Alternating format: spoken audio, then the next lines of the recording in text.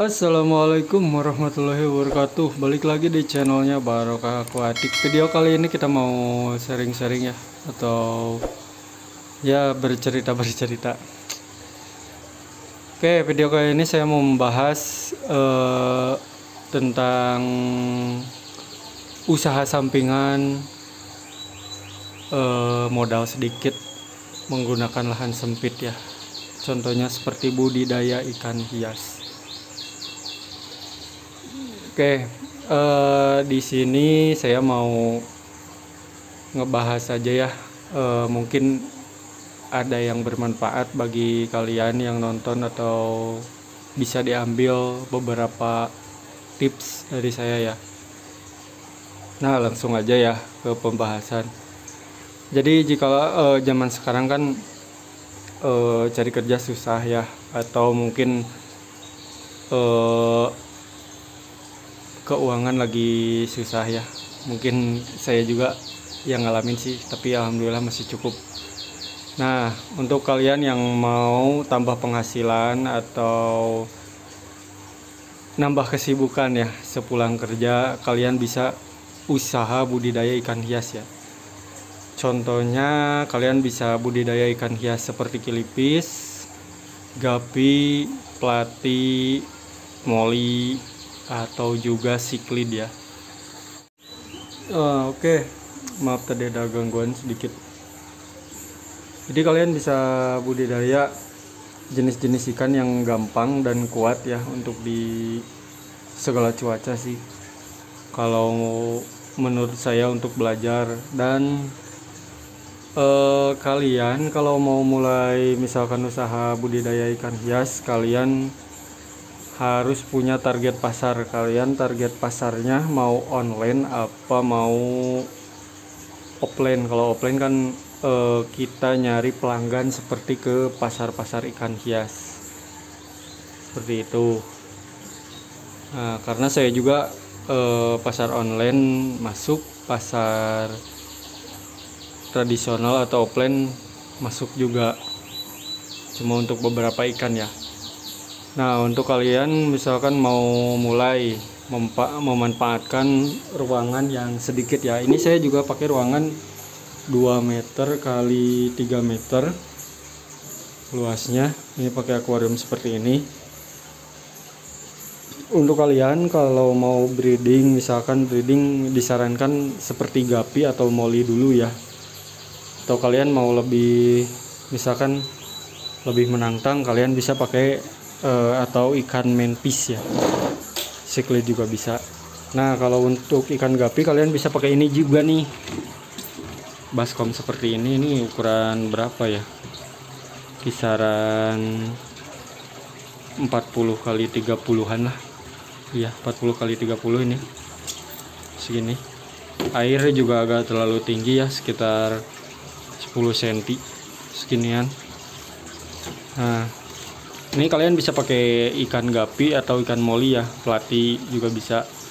Nah, untuk itu kalau kalian gak mau ribet, kalian bisa pakai tanaman air seperti ganggang atau kumis kucing ya kalau gak salah. Kalian bisa ini, atau gak ada itu kalian bisa pakai rapia juga. Itu untuk media biar si anakan selamat ya dari dimakan lagi sama indukannya. Kalau itu biasanya hasilnya sedikit. Nah, kalau kalian targetnya pasar tradisional atau pasar lokal, kalian harusnya sih jadi kalian satukan beberapa indukan selama 1 minggu atau 2 minggu. Nanti betina angkat, pisahkan ke wadah yang sendiri-sendiri. Untuk segini juga bisa kalian kasih aja tali rapia ya. Itu berlaku untuk ikan moli dan plati sama gapi juga. Jadi kalian pisahkan satu-satu.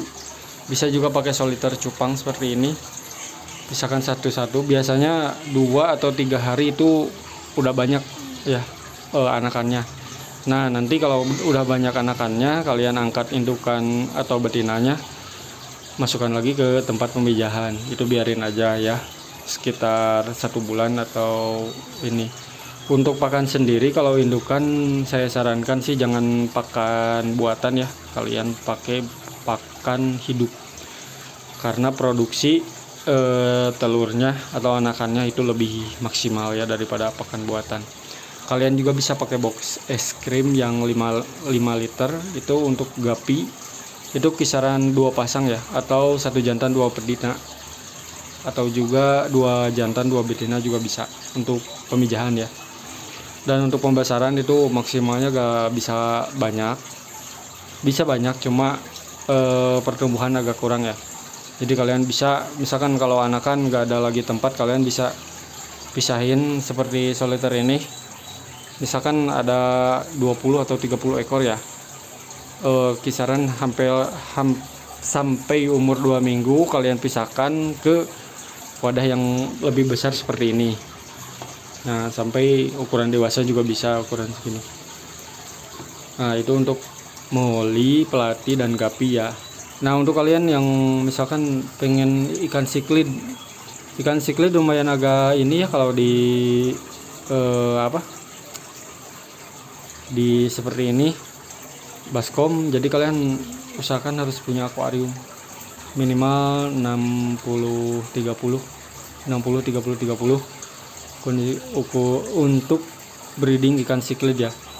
Kalau ukuran 60-30 biasanya untuk satu pasang aja, itu gak bisa trio, gak bisa gimana, soalnya terlalu kecil. Kecuali kalian pakai ukuran 1 meter kali 40-40, itu cocok untuk 3 betina atau 4 betina 1 jantan.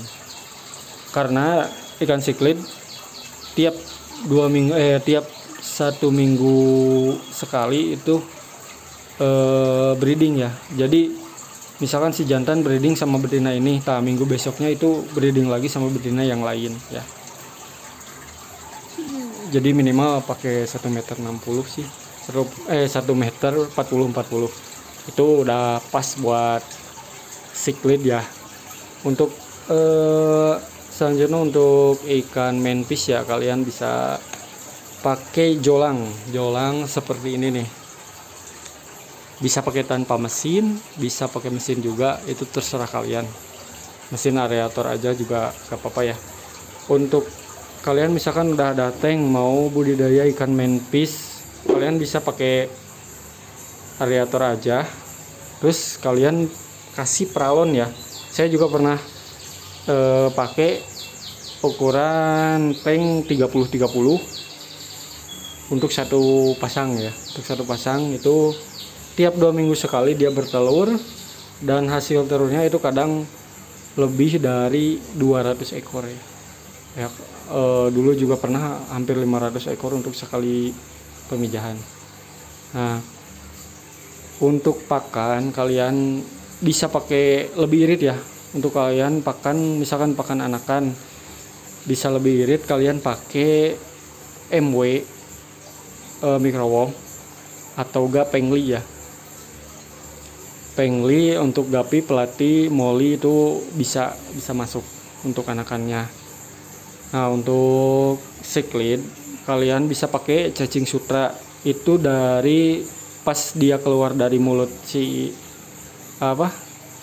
indukan, kalian bisa langsung pakai cacing sutra ya pas kalian panen. Untuk siklid African aja ya. Untuk American Cichlid biasanya kan si American Cichlid biasanya bertelurnya di media ya. Kalau ikan African Cichlid itu bertelur di mulut. Nah, untuk yang American Cichlid biasanya itu harus pakai Artemia atau gak kutu air ya, kalau yang kecilnya. Nah, kalau kilipis untuk kalian pemula sih disarankan lebih banyak belajar lagi ya. Tapi kalau kalian mau sedikit sabar, kalian bisa coba nih ikan kilipis. Ikan kilipis perbandingannya 1 pasang 1 jantan 2 betina ya. Kalau ini 2 pasang sih. Jadi sistem breedingnya seperti ini. Saya juga pernah upload ya videonya. Itu untuk media sarang. Dan ini indukan udah gede banget. Nah, Jadi sistemnya kalian panen telur selama seminggu sekali ya, sambil kalian kuras. Kalau saya kan kuras pakai air yang baru ya, jadi gak air endapan, jadi saya kuras itu setengahnya, 50% dari ini sekitar 25 liter. Saya kasih garam 1 sendok makan tiap pergantian air ya, karena di sini airnya agak jelek, jadi garam harus agak banyak sih. Untuk kalian yang mau usaha budidaya ikan hias, kalian jangan pernah menyerah dulu ya. Misalkan ada kematian di ikan, itu wajar, karena kita juga baru main, jadi belum tahu kriteria air di tempat kita dan kriteria air yang dibutuhkan untuk si ikan. Nah, apalagi ya,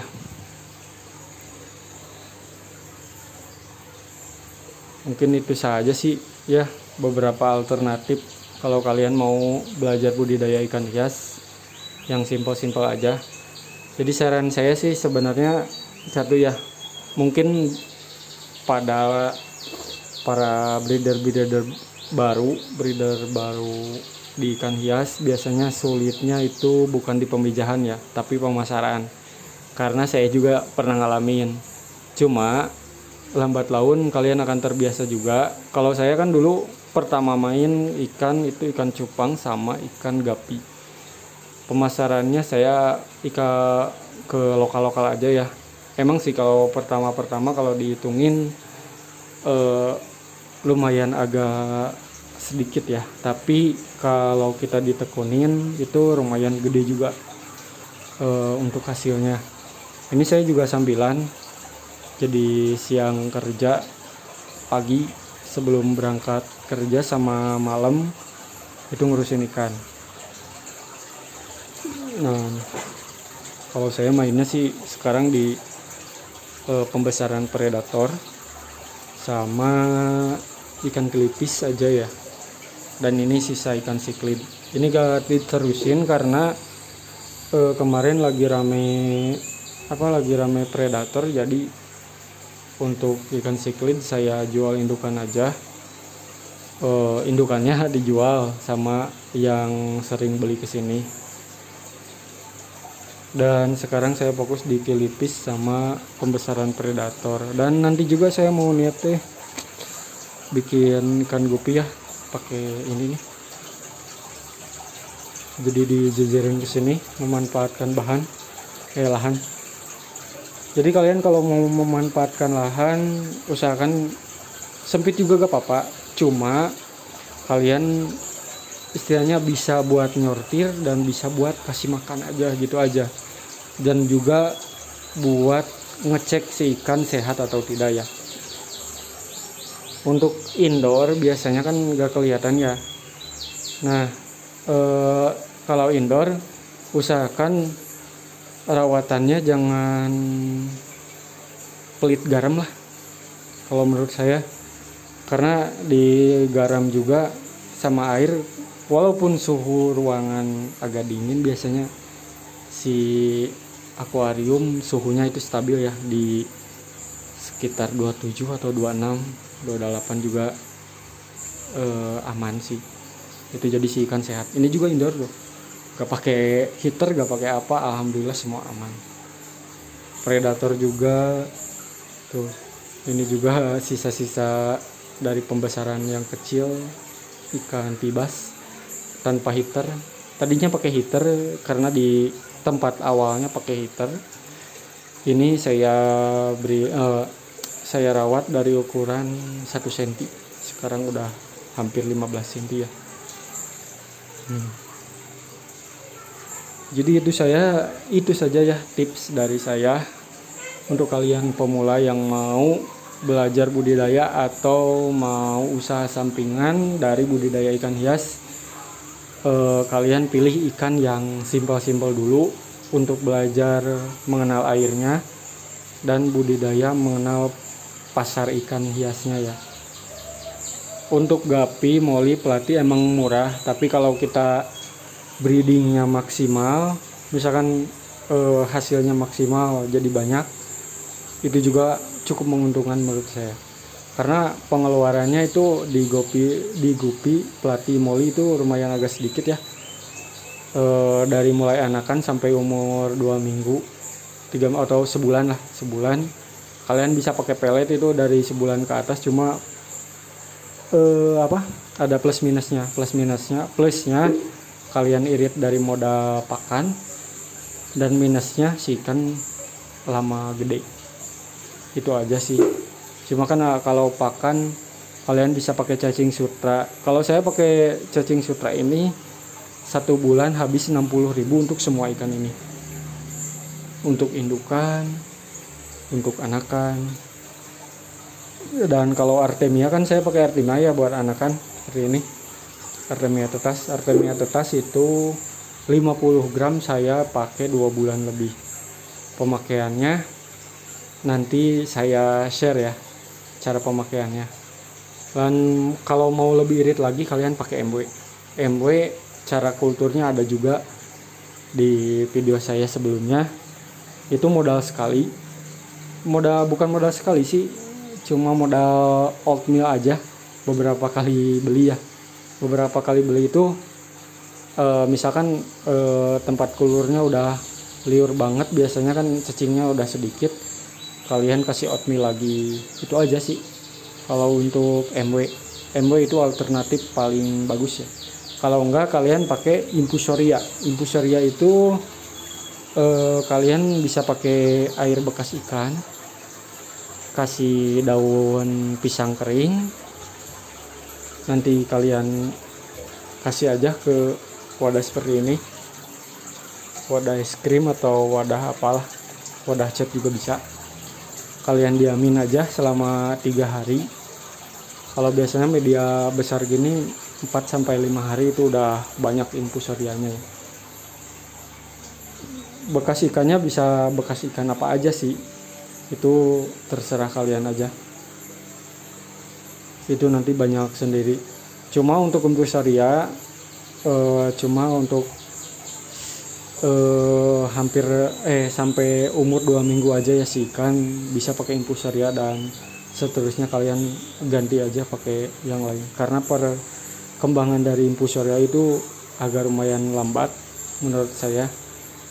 MW lumayan agak cepat, kalau Artemia cepat banget. Oke, terima kasih sudah menonton video ini ya. Semoga ada yang bermanfaat dari pembahasan kali ini. Kalau ada yang kurang tolong dimaafkan dan tolong dikoreksi ya di komen aja. Terima kasih sudah menonton video ini. Jangan lupa tinggalkan like dan subscribe-nya. Dukung terus channel ini biar makin berkembang. Semoga yang udah ngedukung kalian diberi rezeki yang berlimpah ya dari Allah, atau dari kepercayaan kalian masing-masing ya. Oke, sampai jumpa lagi di video berikutnya. Assalamualaikum warahmatullahi wabarakatuh.